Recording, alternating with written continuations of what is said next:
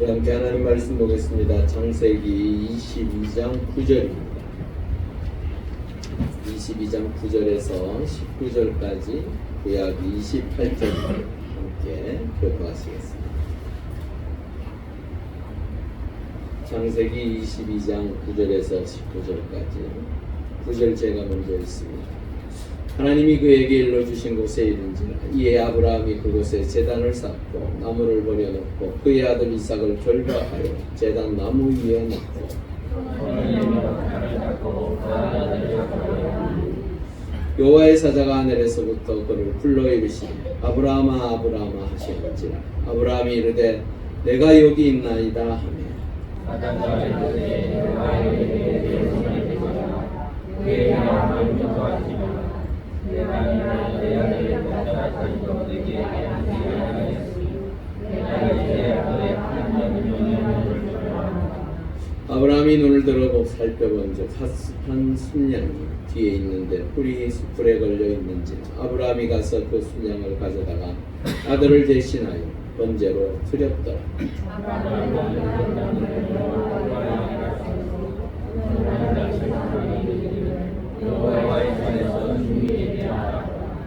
여호와의 사자가 하늘에서부터 두 번째 아브라함을 불러 이르시되 여호와께서 이르시되 내가 나를 가리켜 맹세하노니 내가 이같이 행하여 내 아들의 사자와 내가 네게 금복을 주고 이 씨가 크게 번성하여 하늘의 별과 같고 바닷가의 모래와 같게 하리니 이 씨가 그 대적의 성문을 차지하리라.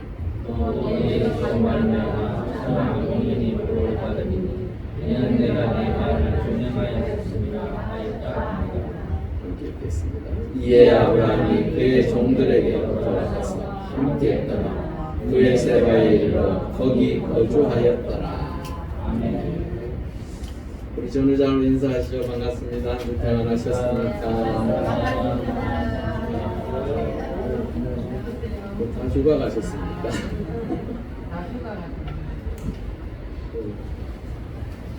이번 주가 피크는 피크죠.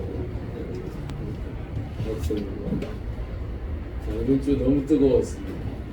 다음 주는 그때 좀 덜 뜨거울 것 같아요. 다음 주는 좀 덜 뜨거웠으면 좋겠는데 예보는 그렇지 않은 것 같아요. 어떻게든지 이 무더운 여름 날씨에 건강을 조심하시고 하나님의 은혜가 함께 같이 살아가실 수 있기를 바랍니다.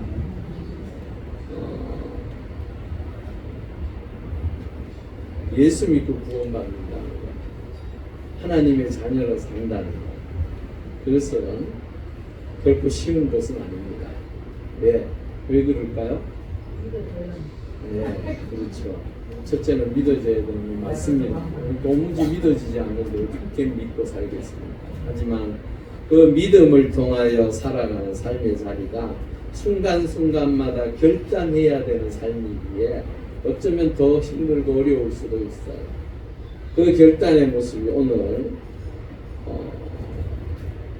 아브라함에게 하나님께서 요구하시는, 즉 테스트하는 그 시간 속에 참으로 힘들고 어려운 결단을 해야 될 시간이 다가왔습니다.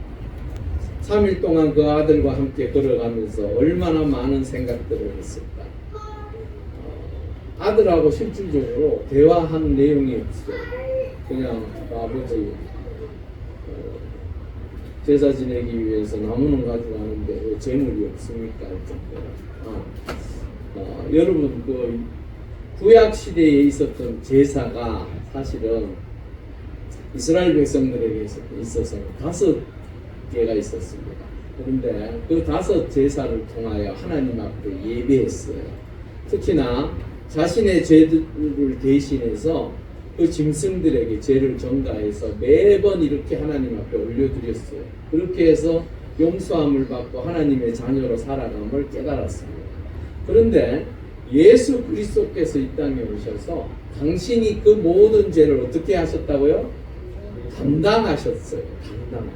그래서 성경은 그걸 속량이라고 표현하고 있습니다. 속량. 이게 속전과 같은 뜻이에요. 그 죄값을 대신 치루었다는 거예요. 그러기에 우리가 누구를 믿습니까? 예수 그리스도를. 그게 성경에 나와 있는 구원받는 법칙입니다. 다른 것 아무것도 없습니다. 여러분들이 예수를 믿는다고 하는 그 어떻게 삶의 자리에서 내가 믿어보려고 몸부림치고 좀 더 이렇게 해볼까 저렇게 해볼까 하는 것으로 구원받는 게 아니에요. 오로지 예수 그리스도가 내 죄를 대신해서 죽으시고 그러므로 내가 그분을 믿는다라는 그 믿음만 있으면 여러분은 구원받습니다. 그런데 중요한 것은 그 구원을 내 삶의 자리에서 여러 가지로 표현합니다. 그것이 무엇입니까? 예배를 드리기도 하고, 맞죠? 하나님 앞에 나와서 예배 드리기도 하고, 전도하기도 하고, 또한 예물을 드리기도 하고, 또한 형제들과 친하게 지나고 믿음의 공동체의 사람들과 함께 하는 것, 그게 다 예수 그리스도를 믿는 자들의 삶의 모습입니다. 그게 믿음으로 나타나는 거예요, 사실은. 아니, 목사님, 나는 예수 믿습니다. 그런데 교회는 싫습니다 하는 사람들이 종종 있습니다. 그래서 뭐 소위 말하는 무교회주의라고도 하는데, 그것요, 사실은 예수 그리스도를 통하여 내가 믿고 하나님의 자녀로 세워지면 공동체를 이루고 하나님의 은혜 가운데 교회에 나와서 예배하고 하는 게 그게 자연스럽게 나타나게 되어 있습니다. 그게 바로 믿음의 행동입니다. 아시겠죠? 그러니까 이 구약시대 때 이 제사는요, 누구나 다 드렸어요. 그런데 인신제사는 하나님께서 받으신 적이 없어요. 오늘도 이 성경 구절을 쭉 읽어 보여주시지 않았습니까? 뭐라고 이야기합니까? 손대지 마. 그 아이에게 손대지 마. 자, 이제 시작하겠습니다. 9절에서 10절에 하나님이 그에게 일러주신 곳에 이른지라 이에 아브라함이 그곳에 제단을 쌓고 나무를 버려놓고 그 아들 이삭을 결박하여 제단 나무 위에 놓고 손을 내밀어 칼을 잡고 그 아들을 잡으려 합니다. 여러분, 그 아들과 3일 동안 걸어오면서 단 몇 마디 한 것 말고는 아무것도 없었어요. 특별히 그 아들을 이제 하나님 앞에 제물로 바쳐야 되는, 번제로 드려야 하는, 그래서 각을 떠야 합니다. 그 상황에 놓여 있을 때에 많은 사람들은 아마도 고민할 수 있을 것 같고, 어쩌면 이것이 과연 맞는 것인지 참으로 힘들고 어려운 결정을 해야 하는 순간일지도 몰라요. 그런데 아브라함은 전혀 머뭇거림 없이 그곳에 도착하자마자 그 장작을 쌓고 그 위에 이삭을 드리려고 하는 것을 보게 됩니다. 여러분, 하나님께서는 당신의 뜻을 이루어가는 이 아브라함을 통하여 도무지 우리에게 무엇을 말씀하시고자 그렇게 하셨습니까? 예? 무엇을 통하여 이 이삭을 제물로 바치는 그 행위를 통하여 무엇을 알고자 이렇게까지 하셨을까? 그런데요, 그것보다도 그거는 조금 지나면 이야기가 또 되어질 거예요. 더 중요한 것이 지금 있습니다. 사실은 아브라함은 하나님의 은혜 가운데 지금 자신의 믿음의 모습을 통하여 그 아들조차도 바치려고 그렇게 하고 있어요. 아들이 몇 살쯤 됐을까요? 이삭이 이때 나이가 대충 15세에서 16세 정도 됐대요. 그러면 아버지가 자신을 그렇게 하려고 할 때에 그 아들은 어떻게 해야 합니까? 반항이라기보다는 내가 살아야 되잖아요. 아버지가 지금 날 죽이려고 해요. 무슨 얘기인지를 몰라요. 왜? 아버지가 뭐래도 야 이렇게 해서 이렇게 됐으니까 너 죽어줘야겠다 무슨가 뭐 얘기를 해줘야 되는데 해주지도 아니하고 됐든 묻고 칼을 들고 죽이려고 한다. 그러면 그 아들을 어떻게 해야 돼요? 제가 생각해요. 제 스스로 우리 아버지가 만약에 아브라함은 아니지만 여하튼 그렇게 합니다. 하나님이 드리라고 해서 그렇게 드리. 왜 이러십니까? 지금 아버지 제정신이십니까? 그리고 팍 밀치고 나갈 것 같아요. 왜 이러세요? 네. 여러분, 살고자 하는 마음은 누구나 다 똑같잖아요. 맞죠? 어리다고 해서 뭐 사는 것을 두려워하지 않나요? 살고자 하는 그 마음이 없을까요? 여러분 칼이 내 목에 들어오는 그 순간에 누구든 다 움찔하고 무서워하고 도망가게 돼 있지 뭐 그걸 아버지 기꺼이 죽여주세요 이럴 사람이 누가 있어요. 그런데 오늘 이삭은 그렇게 해요. 그럼 좀 이해가 안 되죠. 그래서 저는 이걸 부전자전 그 아버지와 그 아들 똑같지 않습니까? 순종하는 하나님의 말씀에 순종하는 그 어린 나이에 무슨 생각을 했기에 그 아버지가 그렇게 하는데도 전혀 꼼짝달싹 안 하고 그걸 받아들였어요. 여러분 하나님의 은혜가 아니고 또한 그 마음에 순종함이 없으면 그 아버지를 믿을 수 없으면 그 아버지에게 내 생명을 맡길 수가 없습니다. 아마도 이삭도 그런 생각을 했겠지요. 아버지가 해나 날 죽이시겠네.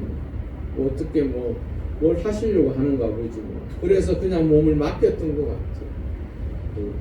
참 이렇게밖에 생각할 수가 없어요. 왜? 이건 상식적으로 이건 뭐 도무지 말이 맞지 않잖아요. 그런데 아버지가 자신을 얼마나 사랑하는지 누구보다도 그 아버지에게 순종했던 그 이삭의 모습을 단적으로 보여주는 거예요.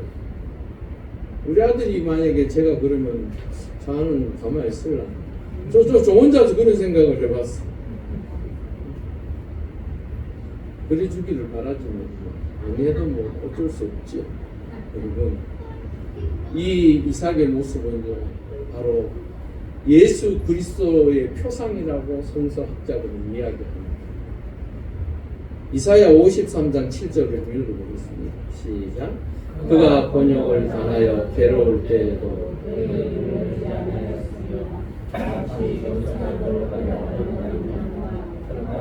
앞에서 잠잠한 나같이 그의 입을 열지 아니하였더라. 주 예수 그리스도, 그 예수 그리스도가 이 땅에 오셔서 당신이 십자가상에도 달리시는 그날 그 순간까지 사실은 예수님도 인간의 몸을 가지고 이 땅에 오셨기에 두려웠을 것입니다. 그리고 두려워했어요. 오죽했으면 그 십자가 이제 내일이면 십자가에 달려야 하는 그 순간에 얼마나 몸부림쳤던지 땀이 떨어지는데 뭐와 같았더라고요? 핏방울과 같아요. 여러분 모세혈관이 터지면요 그 땀이 흘러내릴 때 같이 흘러내립니다. 피가. 그래서 극도로 긴장을 하면 그렇대요. 예수님도요 극도로 긴장하시고 두려워하셨어요 사실. 그런데 그의 마지막이 무엇이었습니까? 내 뜻대로 마시고 아버지 뜻대로 마시옵소서. 여러분 그 예수 그리스도를 통하여 우리에게 말씀하시는 그 놀라운 구원의 역사가 여러분들의 입술을 통하여 삶을 통하여 늘 드러내고 전하실 수 있기를 바랍니다. 여러분들의 삶이 참으로 예수 그리스도로 말미암아 내가 영원한 생명을 얻었음을 고백하는 삶이 될 수 있기를 바랍니다. 빌립보서 2장 6절에서 8절 말씀 우리 한번 더 읽어보겠습니다. 그는 근본 하나님의 본체시나 하나님과 동등됨을 취할 것으로 여기지 아니하시고 오히려 자기를 비워 종의 형체를 가지사 사람들과 같이 되셨고 사람의 모양으로 나타나사 자기를 낮추시고 죽기까지 복종하셨으니 곧 십자가에 죽으십니다. 여기에 핵심이 무엇입니까? 복종입니다. 복종. 어떠한 순간까지 죽음에 이르기까지 복종하셨다라는 것. 하나님의 말씀에 순종했다라는 것. 어쩌면 이삭도 이러한 모습으로 지금 아버지와 함께 지금 하나님 앞에 제단을 준비하고 있는 거예요. 여러분들의 삶의 자리가 하나님의 은혜 가운데 때로는 순종하는 것이 쉽지 않습니다. 하나님의 말씀에 순종하고 하나님의 뜻을 따라 사는 것 결코 쉽지 않습니다. 하지만 하나님께서 원하시는 삶을 살기 위하여 최소한 몸부림은 쳐야 하지 않겠습니까? 그게 바로 믿는 자의 모습입니다. 원수를 사랑하라. 원수가 어떻게 사랑이 되겠습니까? 어제요 우리 뭡니까 파리 올림픽 하는데 경기하는 거 일본 선수한테 우리 삐약이라든가 신유빈 선수 탁구 선수 보셨죠? 이길 때는 좋지만 일본 선수한테 칠 때는 막 속에서 막 열불이 터지더라고. 막 끓어오르더라고. 그 일본 선수가 소리치는 거 코치가 소리치는 걸 보니까 옆에 있는 우리 코치는 왜 저래 입을 다물고 벙어리처럼 저래 앉아있는 거야. 왜 그렇습니까? 제가 언제 일본한테 무슨 뭐 불이익당한 거 있습니까? 예? 우리 뭐 할머니나 할아버지 중에 누가 뭐 일본, 쟤는 지금 우리 집안을 가만히 들여다보면 아마 일제 앞제비 좀 했지 않았겠네 그런 생각도 해봐요. 왜냐면 부자로 살았으니까. 그냥 살기에는 아마 보통 다 그렇게 산 것 같지는 않아요. 근데 여하튼 간에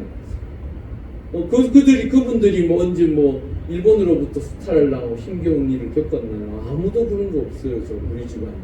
그런데도 내 속에 그 일본을 바라볼 때마다, 그래서 일본으로요 선교사 갈 때요 또한 목회하러 간다 그러면요 다 예전에는 그랬대요. 뭐 미쳤냐, 뭐 어디 복음 전할 데가 없어서 일본을 가느냐 그랬대. 그만큼 목회자들도 일본 가는 걸 꺼려했어. 왜? 36년 동안 우리 민족을 그렇게 힘들게 하고 고통스럽게 했다라는 그 이야기가 언제적부터 우리 초등학교 들어가면서부터 계속 되뇌는 역사를 배우니까 끝내는 그게 우리 가슴에 임박해진 거예요. 그런데요 성경은 그 임박한 걸 빼내라고. 그래서 일본을 어떻게 하라고요? 이봐요, 사랑하라는 말이 안 나오잖아요. 얼마나 그게 힘들어요. 사실은 힘들어요. 사실은요 우리가 중국도 가까이 해서는 안 돼요. 맞죠? 남북이 하나가 될 수 있는 상황을 깨트려버린 거잖아요. 그런 생각을 해보면 어쩌면 중국도 우리하고는 결코 같이 할 수 없는 나라. 그럼에도 불구하고 요즘 중국어 열심히 배우고 그러죠. 왜 그렇습니까? 이제는 세계화가 되어서 한 나라가 같이 오고 가며 또한 인류가 한 목표를 향하여 걸어가야지. 이제는 너나 없이 네가 잘났니 내가 잘났니. 그러니까 지금 전쟁 날라고 하잖아요. 아 불안해요. 맞죠? 이스라엘은 도무지 어떤 심정으로 저렇게 하마스 지도자를 이번에 5명 또 죽였대요. 이건 이제 그러더라고요. 보통 그들이 장례를 치르고 나면 일주일간 장례를 치르는데 그러고 나면 반드시 보복한대요. 보복을 하는데 이제 어떻게 보복할지를 몰라서 전부 다들 두려워하고 이스라엘은 벌써 정군 비상령이 떨어졌습니다. 그래서 이제 전면전으로 갈 수도 있다. 우리나라가 제일 걱정한 게 뭡니까? 석유. 전제도 지금 어려운데 모든 것의 바탕이 무엇입니까? 석유지 않습니까? 그렇기 때문에 우리나라도 지금 초긴장입니다. 너네 나라 전쟁 같죠? 아니요. 이제는 우리의 이웃의 전쟁입니다. 근데 그것이 불똥이 어디로 튄다고요? 전 세계로 다 튄다. 러시아와 우크라이나 전쟁하면 뭐 우리는 뭐 별것 아닌 것 같았죠. 우크라이나 곡창지대가 러시아 손으로 넘어가면서 어떻게 됐습니까? 밀이 폭등했습니다. 근데 밀은 무엇입니까? 밀가루잖아요. 밀가루 값이 오르고 또한 밀가루를 생산하는 여하튼 간에 연관 안 된 게 없어요. 이제는 미국이 지금 가뭄으로 인해 고통스러워 오렌지가 가뭄이 드니까요 그 오렌지 값이 폭등하는 거예요. 그리고 그 오렌지로부터 시작해서 나오는 모든 게 값이 천정부지로 오르고 미국에 있는 소가 죽으니까 한국의 유제품이 값이 오르고 이게 너네 나라 얘기입니까? 아닙니다. 이제는 전 세계를 향해서 우리가 기도해야 되고 전 세계를 바라보며 저들 역시 우리가 끌어안고 사랑해야만 함께하며 복된 삶을 살아갈 수 있는 거예요. 아니 목사님 너무 비약한 거 아닙니다. 진짜 미국 경제가 힘들어지니까 벌써 한국 경제가 벌써 걱정하고 있잖아. 미국 대통령이 누구냐가 되느냐에 따라서 전 세계가 긴장하고 있다고 그러더라고요. 하나 얘기를 제가 하나 드릴게요. 포드 자동차가요 전기 자동차를 올해부터 시작해서 10년간 전기 자동차를 생산하기로 다 준비해 놨었대요. 그런데 트럼프 전 대통령이 지금 당선될 거요. 지금 바이든 대통령이 포기하기 전에 거기다가 트럼프 대통령이 된다고 이야기를 하니까 포드 자동차에서 지지난주에 전기차 생산하지 않겠다고 포기해버렸어요. 트럼프 전 대통령이 당선되면 전기차 다 없애버리겠다. 도무지 무슨 생각으로 그런 얘기를 막 내뱉는지 모르겠어요. 근데 그렇게 얘기하는 그 얘기를 듣고 포드에서 거기에 투자해야 될 돈이 10년간 어마어마한 거예요. 그러니까 차라리 그거 트럼프 대통령이 되면 밀어주고 대통령이 되면 그냥 내연기관 차 그냥 쓰면 되니까 거기에 투자하려고 백지화 시켰는데 반전이 또 일어났죠. 지금 해리스 그 예비 주자가 지금 3% 지금 앞서고 우리 그 유장로님 그러더라고. 민주당이 될 거야 우리가. 트럼프 안 된다 그러니까 속으로 도무지 뭘 알고 계시길래 저러나 했더니 벌써 그걸 알고 계셨나. 하여튼간에 성견지명이 있으세요. 하여튼 중요한 것은 우리가 이 땅에 살고 하나님의 백성으로 주의 자녀로 살아갈 때에 이제는 놈이 없습니다. 다 같이 지구촌은 하나입니다. 그러기에 우리가 이 지구촌을 향하여 복음을 전하여야 할 예수 그리스도께서 마지막 땅끝까지 이르기까지 그 당시에요 땅끝으로 생각할 때는 복음이 가지 않을 줄 알았어요. 사실은 이렇게까지 전 세계가 하나가 되어서 움직여질 줄 몰랐어요. 맞죠? 요즘은 뭐 미국 가면 반나절이면 가잖아요. 그만큼 가까운 곳이 미국이 돼버렸어요. 유럽도 이제 12시간인가 하니까 뭐 가더라고요. 그런 시대가 지금 살고 있는 거예요. 우리가.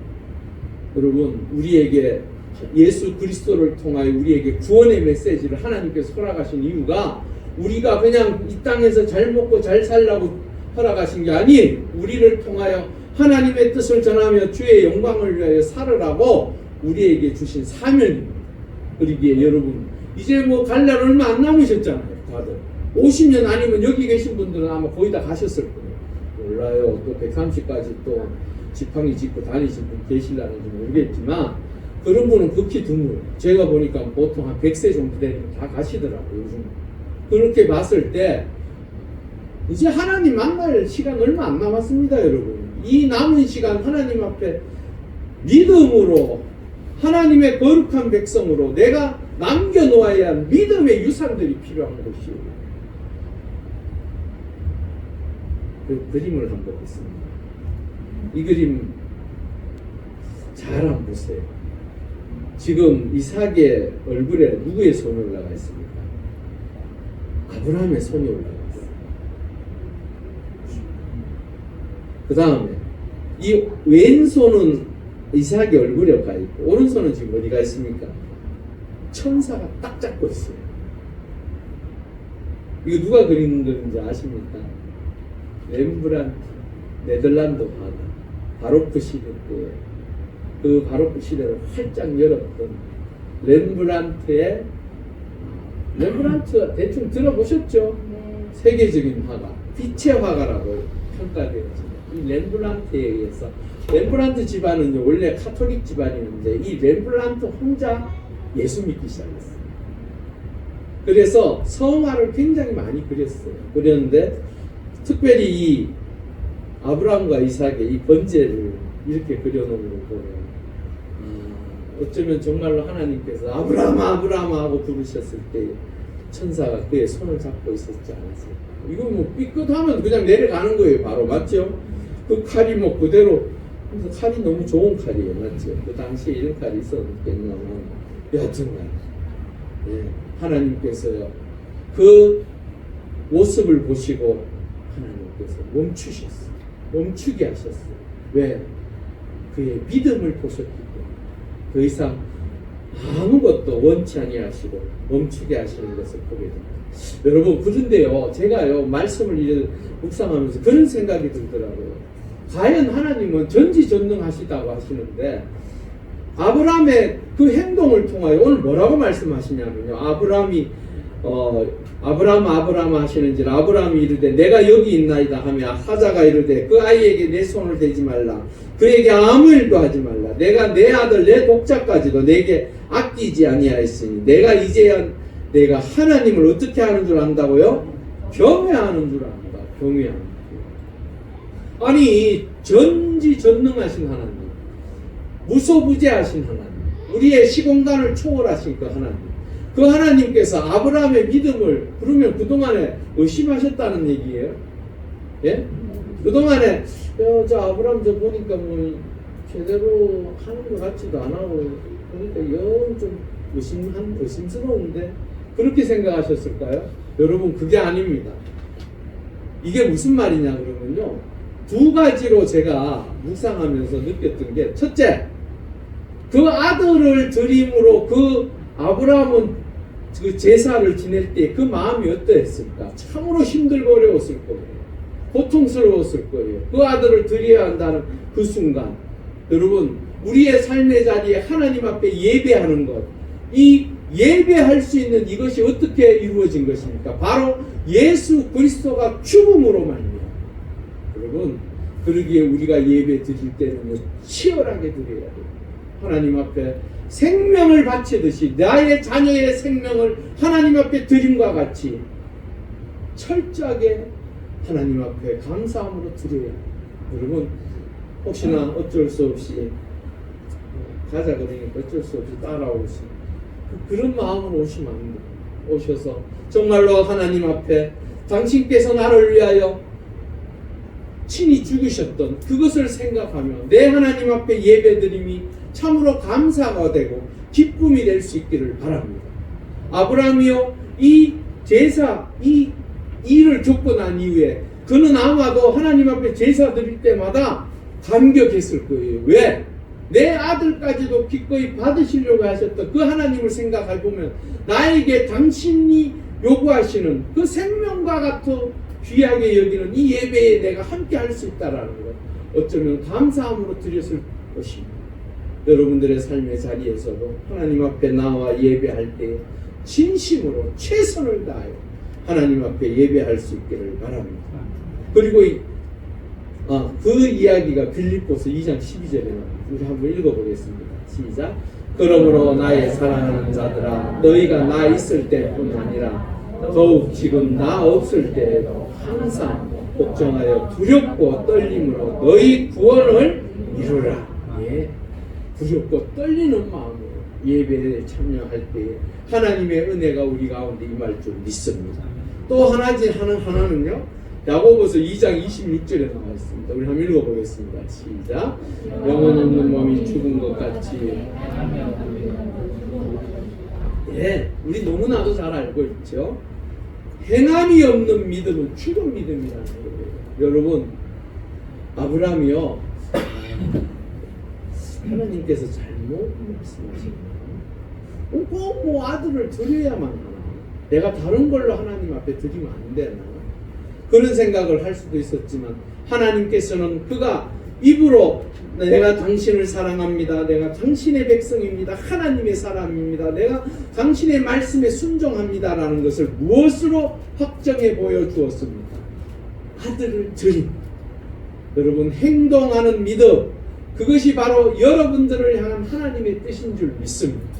그냥 말로만 예수 믿고 구원받은 게 아니에요. 내 삶의 자리에서 예수 믿고 구원받은 나의 삶의 모습이 참으로 기쁨으로 감사로 넘쳐날 때에 여러분들의 삶은 하나님 앞에 온전히 드려지는 삶인 줄 믿습니다.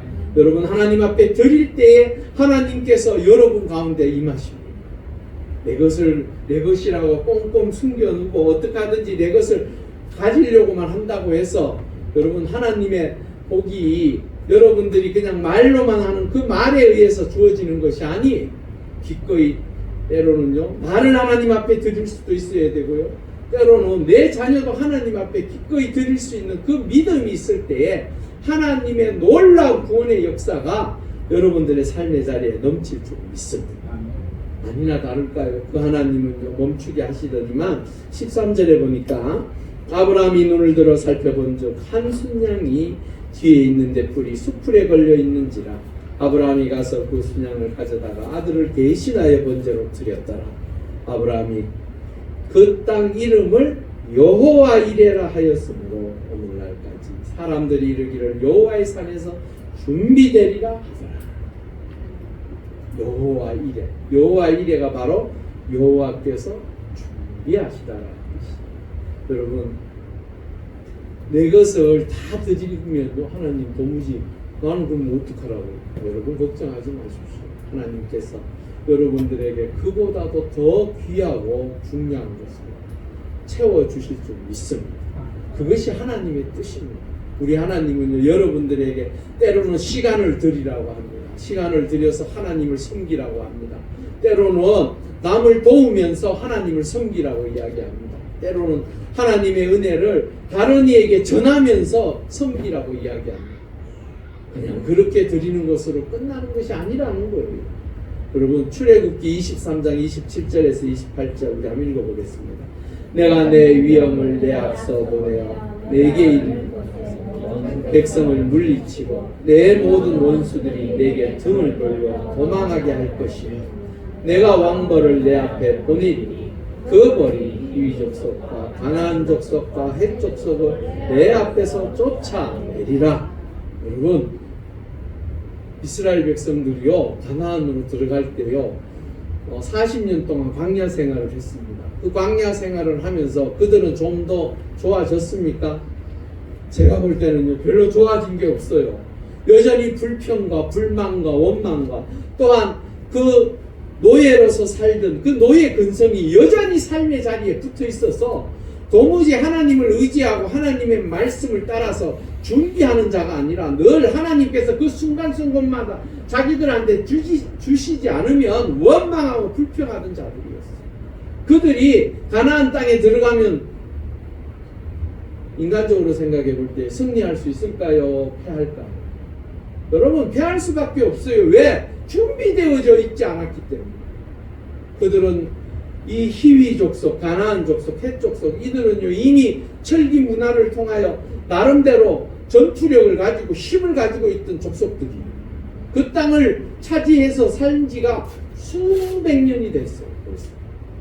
430년 만에 돌아온 그곳은 이미 다른 족속들로 연합해서 7족속 가나안 7족속이 바로 하나가 되어서 준비하고 대기하고 있었어요. 그런 상황에서 이스라엘 백성들이 들어갔다 백전백패 질 수밖에 없어요. 이길 수가 없어요. 그런데 오늘 말씀을 보니까 하나님께서 이미 그곳을 모든 것을 정비하셨어요. 이스라엘 백성들이 들어가는 그 길을 활짝 열어놓으셨어요. 여러분 우리 하나님은 여러분들에게 때로는 테스트하고 때로는 시험을 통하여 여러분들이 하나님의 사람으로 거듭나서 새로워지기를 원하시는 그 가운데에 중요한 것은 하나님께서는 이미 여러분들에게 복 주시려고 예비하시고 준비하시는 줄 믿습니다. 그 복을 누리실 수 있길 바랍니다. 그 은혜를 누리실 수 있기를 바랍니다. 그러고 난 다음에 15절에서 19절에요. 나의 말을 준행했으므로 너에게 엄청난 복을 허락하시는 것을 보게 됩니다. 여러분 하나님의 말씀은 곧 능력이고 권능이고 힘인 줄 믿습니다. 여러분 하나님의 말씀을 부여잡고 사십시오. 그 말씀대로 행하십시오. 그러면 그 하나님의 은혜 가운데 여러분들의 삶의 자리가 하나님께서 예비하신 그 복을 누리실 줄 믿습니다. 신명기 28장 1절에서 2절 말씀 우리 한번 읽어보겠습니다. 내가 내 하나님 여호와의 말씀을 삼가 듣고 내가 오늘 내게 명령하는 그의 모든 명령을 지켜 행하면 내 하나님 여호와께서 너를 세계 모든 민족 위에 뛰어나게 하실 것이라. 내가 내 하나님 여호와의 말씀을 청종하면 이 모든 복을 내게 임하여 내게 이르리. 여러분 하나님의 말씀이요 여러분들의 삶의 자리에 임해서 그 놀라운 하나님께서 예비하시고 준비하신 그 복을 누리실 수 있기를 바랍니다. 15절에서 19절의 말씀은요 어쩌면 이미 하나님께서 여러 번 아브라함에게 그렇게 하시겠노라고 말씀하셨어요. 그런데 이 일로 인하여 믿음의 테스트를 성공적으로 잘 이겨내므로 하나님께서는 그 복을 주신다라는 것을 확정하셨어요. 여러분들에게 하나님께서 약속하신 복들이 있을 것입니다. 그런데요 그 복들 중에 제일 중요한 복이 무엇인 줄 아십니까? 우리 요한계시록 1장 3절 한번 읽어보겠습니다. 이 예언의 말씀을 읽는 자와 듣는 자와 그 가운데 기록한 것을 지키는 자는 복이 있는 때가 가까운. 이 때가 가깝다라는 말은 무슨 말입니까? 예수 그리스도의 재림의 때가 점점 가까워온다. 특별히 여러분들의 삶의 자리에 마지막 이제 정리해야 될 때가 지금 살아온 날보다 훨씬 줄어있지요. 그날을 이제 준비하고 있지 않습니까? 여러분에게 여러분들이 이 말씀을, 하나님의 말씀을 부여잡고 읽고 들으며 또한 그 말씀을 따라서 살려고 할 때에 여러분에게는 하나님의 놀라운 은혜의 역사, 영원한 생명이 놓여져 있는 그 천국 백성으로서의 그 복을 누릴 수 있으리라 믿습니다. 여러분 이 땅에서요 그 많은 것을 쥐고 있으면 뭘 하겠어요? 아유 쥐고 있으면 좋죠, 편하고. 그렇지만 중요한 것은 내 영혼, 내가 가야 할 그 영원한 나라와 바꿀 수 있습니까? 없습니다, 여러분. 내가 살아야 할 그 시간은 영원히 살아가야 할 시간인데 그 가운데 여러분들이 어느 곳에 있는지 스스로 판단해 보시고 그 나를 계수하면 다시 한번 말씀에 순종하여 하나님께서 예비하시고 준비하신 그 복을 누릴 수 있는 하나님의 백성들이 될 수 있고 주의 이름으로 축원합니다. 우리 함께 기도하시겠습니다. 이 시간 참으로 아브라함이 하나님의 말씀 앞에 순종하며 그 아들을 기꺼이 드리려 했던 그 순간 하나님께서 예비하신 그 놀라운 은혜를 그에게 부어주셔서 그에게 더 많은 것으로 복 주시는 그 은혜의 역사, 우리에게도 하나님 말씀을 부여잡고 믿음으로 살아가 하나님께서 예비하시고 준비하신 그 복을 우리에게 달라. 우리 함께 간절히 3초 정도 기도하시겠습니다. 할렐루야. 아버지 하나님 감사합니다. 하나님의 은혜 가운데 우리가 주의 거룩한 백성으로 세워지고 하나님의 놀라운 은총을 경험하고 하나님의 복을 누리며 살아갑니다. 아버지 하나님, 아브라함이 하나님 앞에 말씀 앞에 참 온전히 순종함과 같이 우리도 말씀 앞에 순종하며 하나님께서 예비하시고 준비하신 것을 바라보며 기뻐하는 하나님의 사람들 되게 하여 주시옵소서. 말씀에 순종한 자에게 하나님은 더욱더 많은 것을 채워주시는 줄 믿습니다. 특별히 내 영원한 나라인 천국을 바라보며 그 소망의 나라를 기대하며 우리가 매일같이 하나님의 말씀에 순종하며 걷고자 합니다. 하나님 도와주시옵소서. 붙들어 주시옵소서. 지켜주시옵소서. 우리의 믿음이 결코 흔들리지 않게 하여 주시고 하나님의 거룩한 뜻을 이루어가기에 부족하며 우리 모두가 되게 하여 주시옵소서. 할렐루야. 아버지 하나님 감사합니다. 하나님의 거룩한 백성들 오늘도 아브라함의 그 믿음의 순종을 통하여 하나님의 거룩한 뜻을 이루며 하나님의 놀라운 복을 누림과 같이 오늘 이 시간 아버지 하나님 앞에 예배하는 주의 백성들 역시 하나님께서 허락하신 그 놀라운 복을 누릴 수 있는 믿음의 아름다운 순종들을 허락하여 주시옵소서. 그리하여 매일같이 하나님과 동행하며 하나님의 은혜 가운데 살아가는 우리 모두가 되게 하여 주시옵소서. 감사함을 돌려 예수님의 이름으로 간절히 기도 올려옵나이다. 아멘.